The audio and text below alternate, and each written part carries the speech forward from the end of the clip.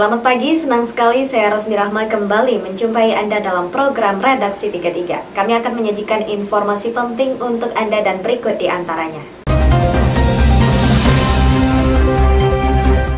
Kita awali Redaksi 33 edisi kali ini. Setelah 8 tahun kasusnya bergulir, 4 orang pelaku korupsi pengadaan barang dan jasa pada Pekan Olahraga Penyandang Cacat akhirnya dijebloskan ke penjara. Namun demikian, jaksa tetap mengajukan banding karena vonis selama setahun oleh hakim dinilai terlalu rendah dibanding tuntutan jaksa. Berikut informasinya. Keadilan harus ditegakkan. Pekan tadi, 4 terpidana korupsi yang terdiri dari pejabat pengadaan barang dan jasa Pekan Olahraga Penyandang Cacat atau disingkat PORPC dimasukkan ke sel penjara rutan kelas 2A Samarinda.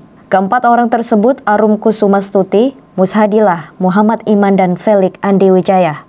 Masing-masing divonis 1 tahun dengan denda 50 juta subsidiar 1 bulan kurungan. Meski sudah dieksekusi, para terpidana maupun jaksa penuntut umum masih keberatan dan mengajukan banding. Kami sampaikan bahwa Kejaksaan Negeri Samarinda, khususnya bidang tindak pidana khusus, telah melaksanakan putusan pengadilan tingkat pertama atas keempat terdakwa yang telah dipidana.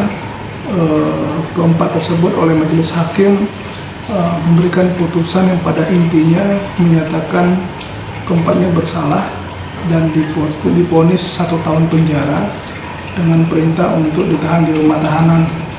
Nah, atas putusan tersebut kita kemarin telah melakukan eksekusi, telah melakukan perintah majelis hakim, kita laksanakan penahanan di rumah tahanan.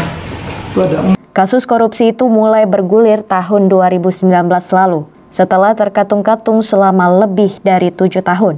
Sebelumnya, Ketua Panitia PORPC Ardiansyah dan Bendahara Taufik Susanto dihukum 8 dan 6 tahun, dengan kerugian negara sekitar 3,6 miliar rupiah. Jaksa penuntut kemudian mengadili lagi 4 pejabat pengadaan yang diduga membantu perbuatan korupsi itu. Jaksa menuntut masing-masing 4 tahun, namun keempat pejabat tersebut divonis 1 tahun. Atas vonis tersebut, jaksa mengajukan banding ke Pengadilan Tinggi Kaltim. Jaksa tetap melakukan upaya hukum, itu mengajukan banding karena jaksa menuntut pasal 2 dengan ancaman dengan pidananya kita menuntut 4 tahun.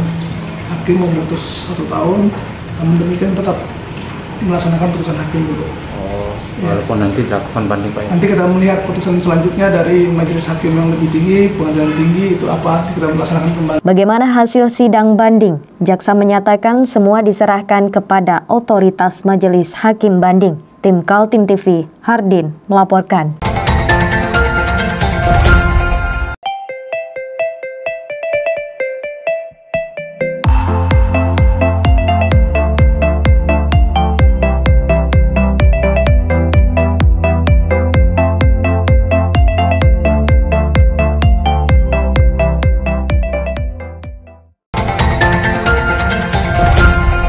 Bekas tempat penampungan ikan disulap menjadi lokasi kolam renang laut dan dijadikan lokasi lomba renang menarik perhatian warga. Berikut informasinya. Lokasi tempat penampungan ikan yang sudah tidak terpakai ini dijadikan sebagai lokasi untuk lomba renang oleh anak-anak hingga remaja di kawasan pemukiman atas air Balikpapan Barat. Lomba renang laut menarik perhatian warga dan dilakukan setiap menjelang sore hari. Berenang di laut di kawasan pemukimannya warga ini sudah berlangsung sejak 1 bulan terakhir dan dilakukan setiap menjelang sore hari. Bukan hanya warga sekitar, ada juga yang datang dari luar Balikpapan Barat untuk menjajal berenang di kolam laut eks lokasi pelelangan ikan. Dengan berenang di laut lebih bebas dan seru, serta gratis daripada berenang di kolam renang. Yang beneran sama di air laut bedanya apa, Mas? Lebih seru di air laut sih. Pertama gratis, terus orangnya lebih rame, dan terus pokoknya seru lah. Udah kayak di kolam bayar, tapi terus kalau misalnya di kolam kita renang aja, orangnya banyak, udah nggak bisa berenang di mana lagi. Kalau di laut coba lihat, ini di sini rame bisa di sana. Biasa Bulanan lah. Bulanan. Biasanya apa yang ikut warga sini aja atau ada warga luar? Ada warga luar gitu. Apa yang dilombain biasanya? Cuman gaya bebas Gaya atau? bebas kecepatan renang aja. Oh gitu. Berapa meter sih jarak ini? Ini setengah lama. 25. 25 meter. Dalam nggak? Kalau dalam sekitar 2,5. Nah, yang bedain ini sama di kolam renang beneran ini kan layar laut nih. Ya. Kalau Lebih gimana? Lebih seru di sini ya? Kalau iya seru di sini, cuman kan kalau di kolam biasa orang renang berat. Karena di sini ada garamnya, jadi orang yang sering renang di kolam renang di sini jadi enteng. Kolam laut ini menjadi tontonan seru warga sembari menikmati pemandangan laut setiap sore yang didapati secara gratis. Dari Balikpapan, Muhammad Idris, tim Kaltim TV.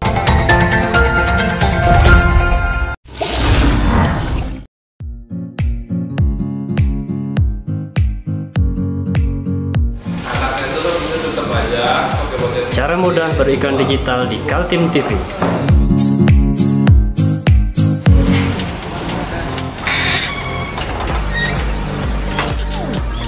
Yang pertama, jadilah sahabat Kaltim TV.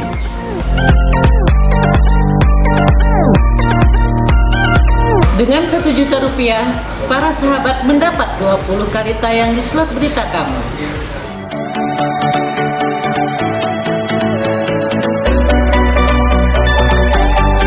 Dengan 20 detik dapat menjangkau 20.000 penonton. Anda beruntung karena mendapat kesempatan perdana dari kami. Ayo jadilah sahabat Kaltim TV.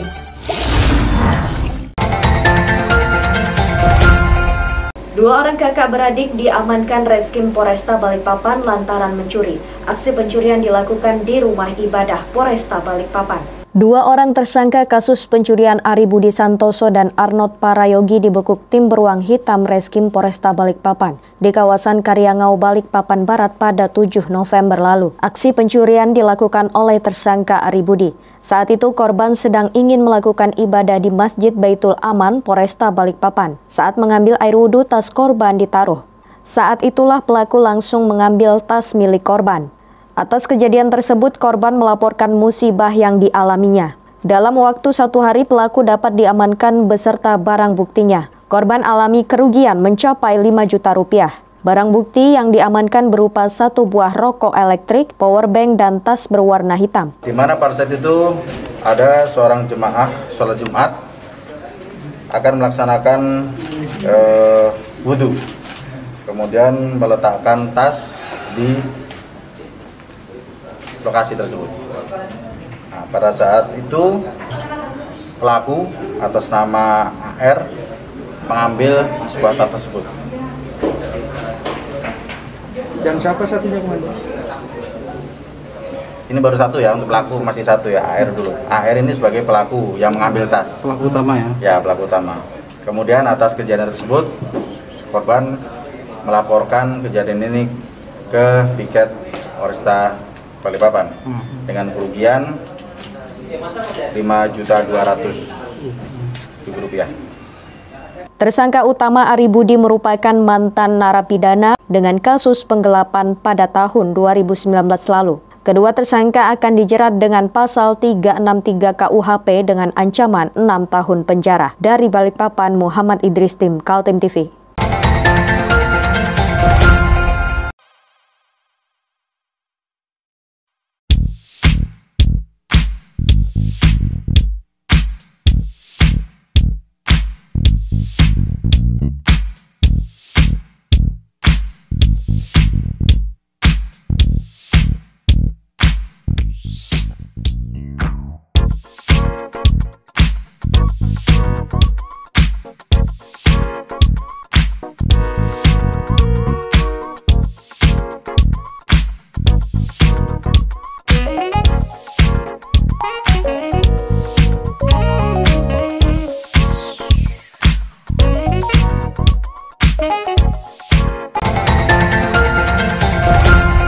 Tim beruang hitam Reskrim Poresta Balikpapan membekuk tersangka jambret dan pelaku beraksi di pagi hari. Tim beruang hitam Reskrim Poresta Balikpapan berhasil membekuk seorang tersangka jambret. Barang bukti berupa kalung emas seberat 25 gram dijual tersangka. Korban seorang ibu-ibu mengalami kerugian 25 juta rupiah.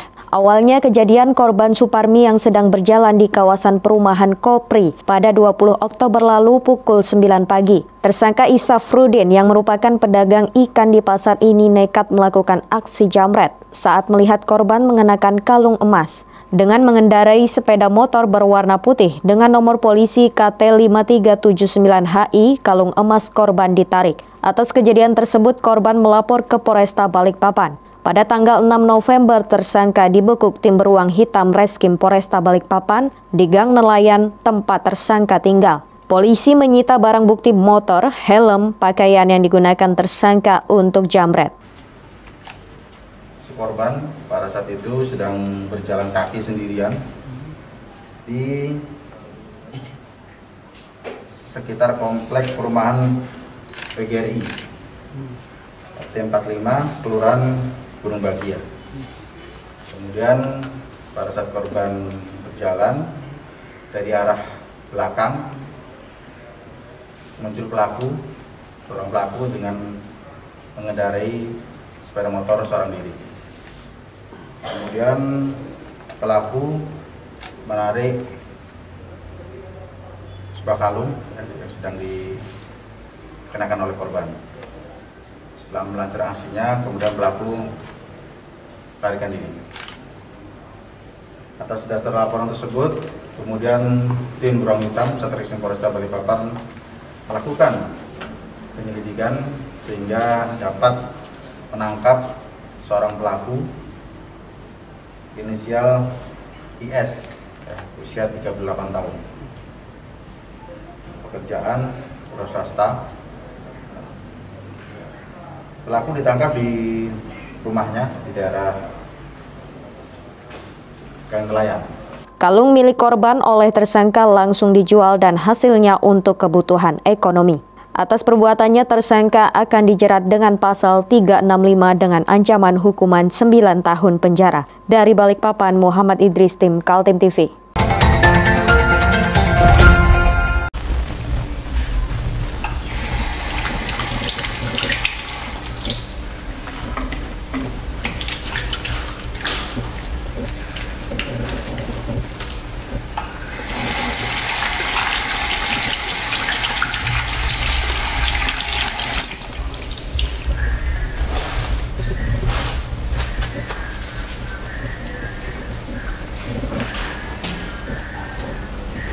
Meskipun di rumah saja, kita tetap selalu menjaga kesehatan, cuci tangan, menggunakan hand sanitizer. Ingat, mulailah dari diri sendiri. Masa pandemi COVID-19 tidak membuat kreativitas terhenti. Bahkan di Lokulu, Kabupaten Kutai Kartanegara, warga bersama pemerintahan kecamatan menggelorakan olahraga rekreasi sebagai upaya membangun imun tubuh, sekaligus juga menyiapkan daerah mereka sebagai kawasan wisata desa.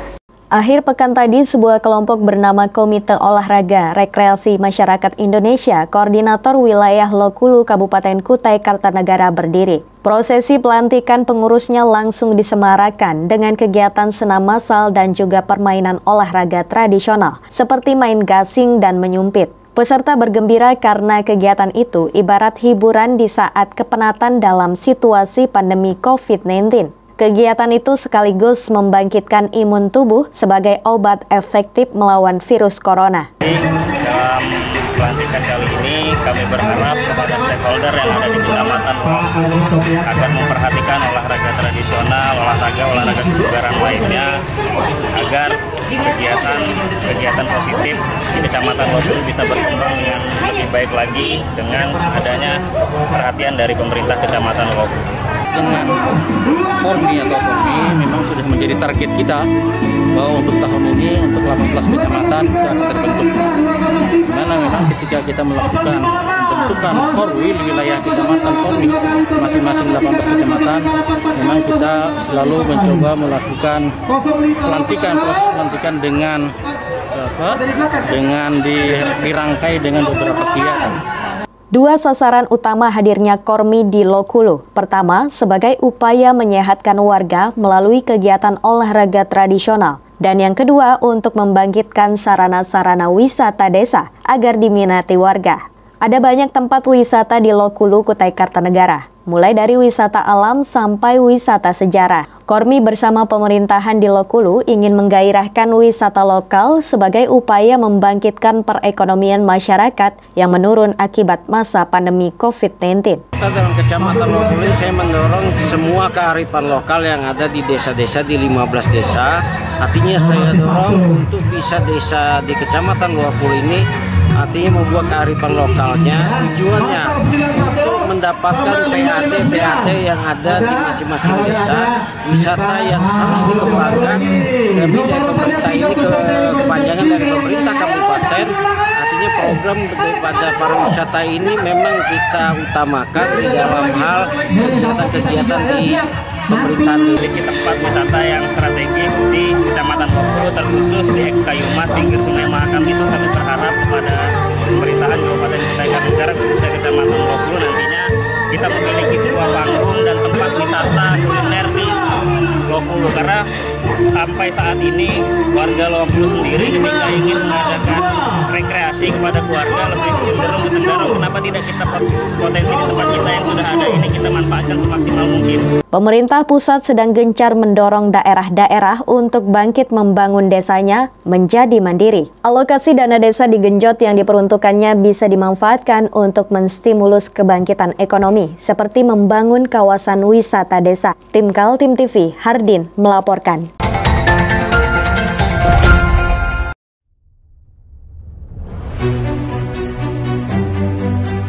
Untuk hari ini kita ada kegiatan untuk membungkus sembako untuk dibagikan ke masyarakat yang membutuhkan karena COVID-19 ini. Semoga kita sukses semua. Harus kerjasama yang bagus. Pancasila! Pancasila!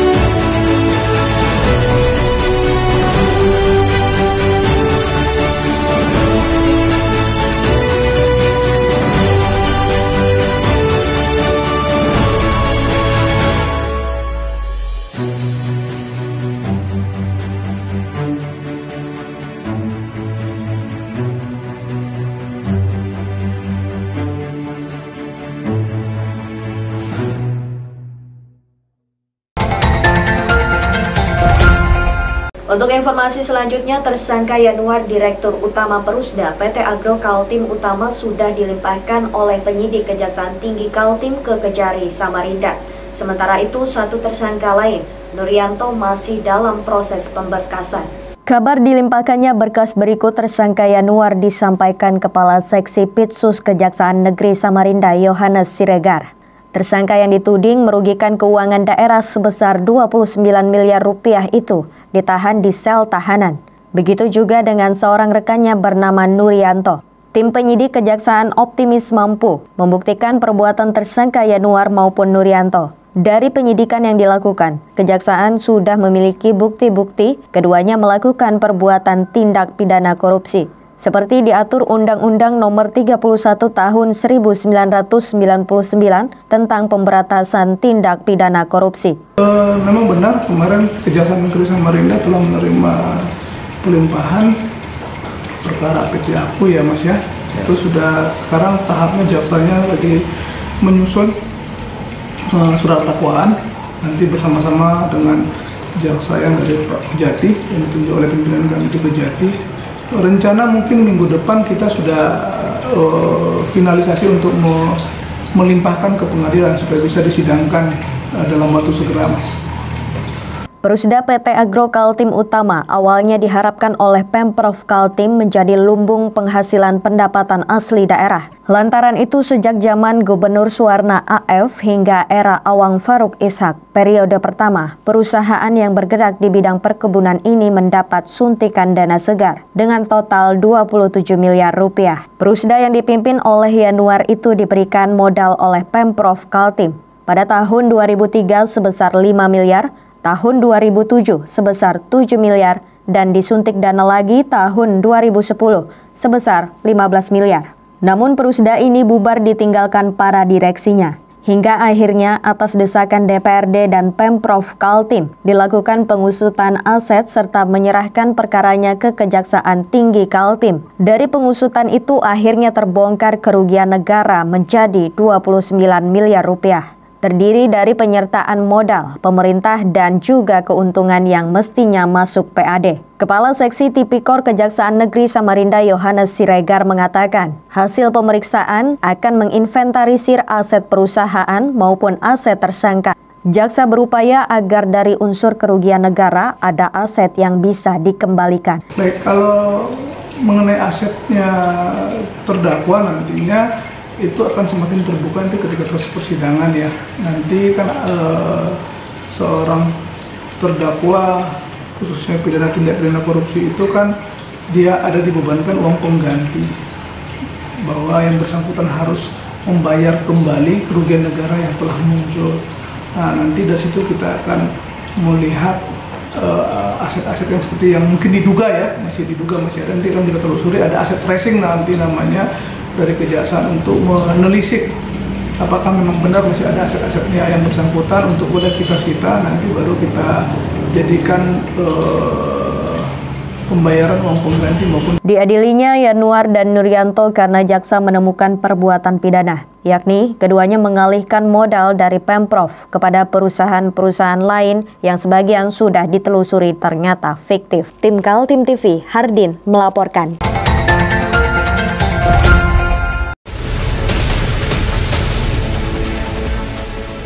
Mari kita memerangi virus corona dengan mematuhi imbauan pemerintah, stay at home.